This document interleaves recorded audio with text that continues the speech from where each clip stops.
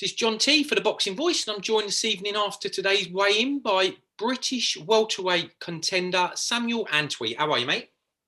I'm doing good. And yourself, John? Yeah, I'm really good, mate. Thanks for coming on. How's things in the bubble there today?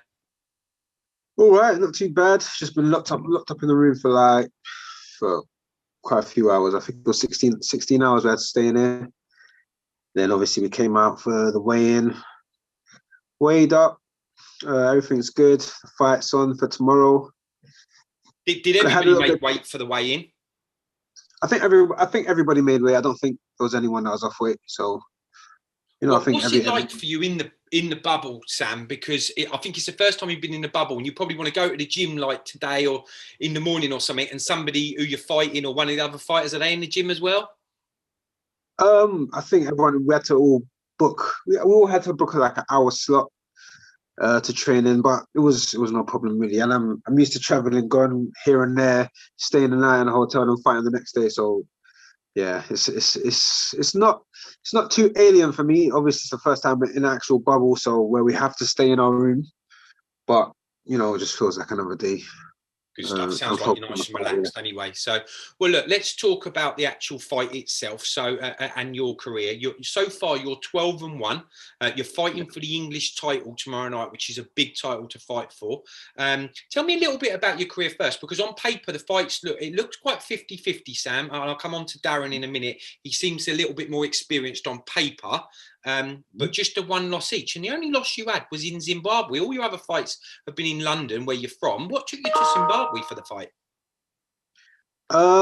So there's a long story behind that. There's a long story behind that. So it was the reason we went to Zimbabwe. I think we were probably near the start of the year, where I can't remember what year it was, where my fight was cancelled. Had a manager where my fight was cancelled, and he fell ill as well right after the cancellation. So it was just, everything was all up in the air at the moment. And he had to give me to a different person to deal with. So with that being said, we contacted this person, and we was hearing there's going to be nothing for nothing for now, no fights for now. And then they came up with this fight in Zimbabwe as well. So, being a boxer, you got this mentality, you fight anybody. So they gave us this fight in Zimbabwe. This other said, and they said it's going to be like the only thing that they can see happening for now, basically. So we took that fight in Zimbabwe. Everything went wrong. Everything went wrong from the beginning of taking that fight. Everything that could have gone wrong went wrong. It was just craziness. It was lawless, completely just I don't even have the word for it. Literally everything that could have gone wrong in that trip and before that trip went wrong. It's a learning experience as well. There was a fire in the hotel. The flight wasn't smooth. Didn't get our luggage. The guy didn't turn up for the weigh-in. He didn't weigh in the weight was supposed to fight at. Did he come in weighing more then? Did he? One thing, yeah. One thing after that, he didn't turn up to the weigh-in. Actually, he didn't turn up to the weigh-in. Right. So he just came in and thought, "Oh yeah, we're still going to fight." It was completely lawless out there. So it's a learning experience, After everything, it was on the way back on the plane, and me and my coach were literally laughing about it, thinking, yeah, they got us good with that one. I came back, no, not even a scratch on my face. I was completely fine health-wise. Really? But yeah. Well, it is what it is. I said that's a really interesting story, Sam. If you don't mind me saying, it's very unique and very different. And you've mentioned that you learned from it. I think probably you've learned different things from what other people learn when they lose, because yours was more the experience going abroad, things not being correct and stuff like that. So, and then you've come back here anyway and carried on where you were before, which brings me on to the next fight. So a big card tomorrow. It's live on YouTube on IFL TV. You're fighting Darren Tetley. On paper, as I said, he's a little bit more experienced than you. I think he's had 5 or 6 fights on the Josh Warrington card, so maybe some exposure on TV that you haven't had, and a few more fights. But what more do you know about Darren? I don't really look too much into my opponents. If I find I'm more comfortable if I just go in there and do what I'm going to do. I focus on myself. My coach looks at opponents, looks at the strengths, weaknesses, everything.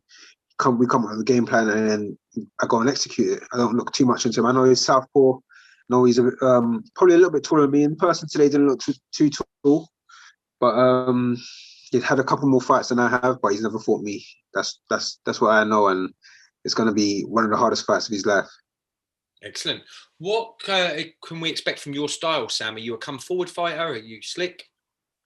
I put on a show. That's what I'm there for. You know, I adapt. So if I see my opponent depends on something, I take that away from them. If he's comfortable in a certain place, he's not going to get to that place. You know, so it's just all about. It all comes down to what happens on the night. A big fight. Taking advantage of what you can see. Yeah. And a big fight for you. I mean, again, I say the same to all the fighters, you know, what would you want to do next? And most fighters don't look past the current opponent. But, you know, in a division like the welterweight, which is quite a glamorous division, there's some other big names around Britain and stuff like that. Should you come through that, you're then starting to look at stuff like British title and Commonwealth, I guess, yeah? Yeah. So, like you said, it's a fight at a time. Literally, the main focus is this. Once we get this out of the way, then we can think what's next. But I'm not overlooking Darren Tetley. As I said, he's had a bit more fights than I have, so I'm going to go in there, be as sharp as I can. Everything is just riding on this moment. You know, there's no tomorrow right now. It's just on this fight. I've spoken to Darren earlier in the week before you were in the bubble. Good guy, just like yourself. I think he's anticipating that his experience will be enough to see him through. What are your thoughts on that? He's never experienced fighting me, you know. That's all I can say. I don't think he's ever fought anyone like me. I know he's never fought anyone like me, to be honest. So the experience it can take him so far, you know. I've had loads of experience. I've fought overseas plenty of times. I'm always in a away corner as well. So I'm battle tested, you know. I'm battle tested. I've been in there where everyone else is against me and still come out the victor. So we're gonna see how it goes.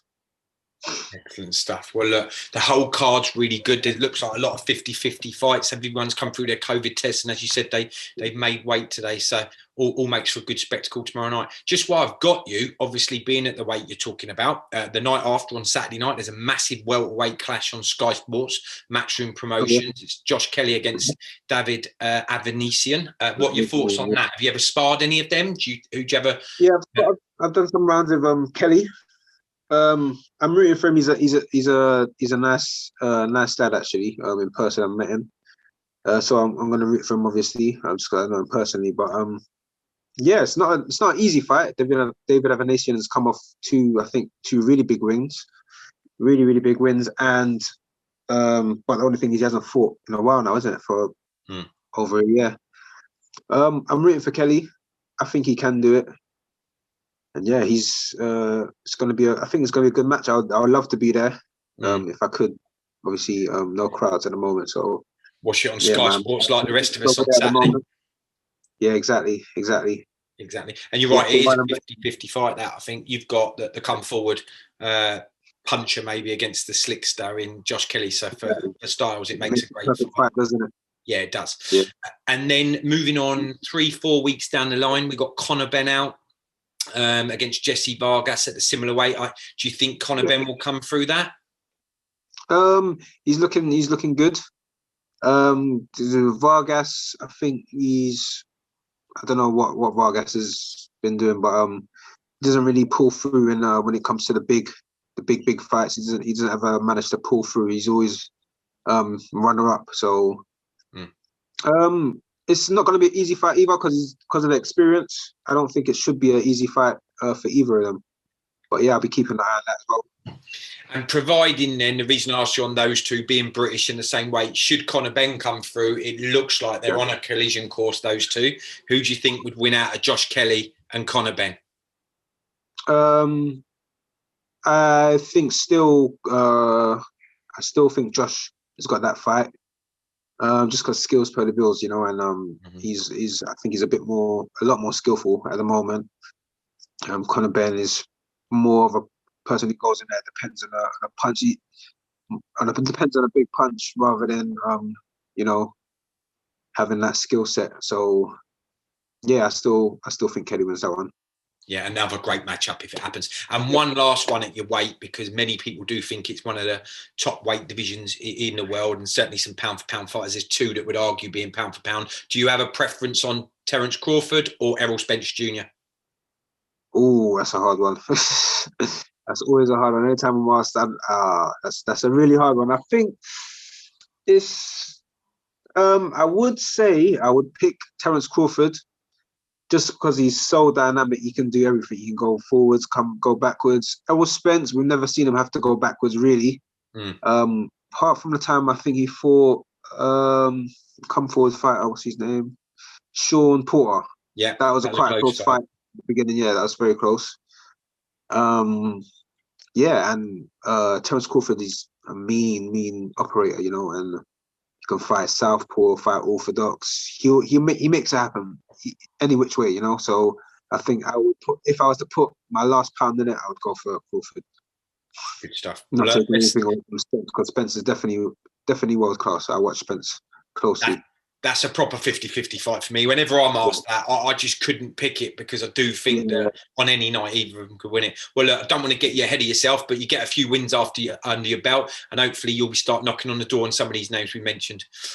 Yeah, I love it, man. The plan is to go out there and start sparring. You know, test the waters. What, in America? Yes, yeah. So once we're able to fly again, that's the plan. That'd be go good. Out there, get some power and test the world class boxers. You know, that's what it's about. Just testing your level, coming back, doing your business, testing where you are again, and then Yeah, that's just great. It helps your development and stuff like that. Well, look, really looking forward to your fight tomorrow, Sam. Thanks for taking time out to speak to us, and we'll catch you soon after the fight. Yes, we'll catch up after the fight. Cheers, hopefully bud. with a new English strap on my shoulder, and have another good luck to you. If you enjoyed the video, feel free to hit the like, subscribe, and share. As always, if you want to support us to the next level, head over to the patreon.com/ThaBoxingVoice. We have tons of exclusive, from Border Wars, Entitled, betting shows, the list goes on and on and on. But in addition to that, if you guys have questions for fighters, trainers, and promoters, this is where you can submit them. We will run out, get these questions answered, and put it back on the show just for you guys. Appreciate it. Peace.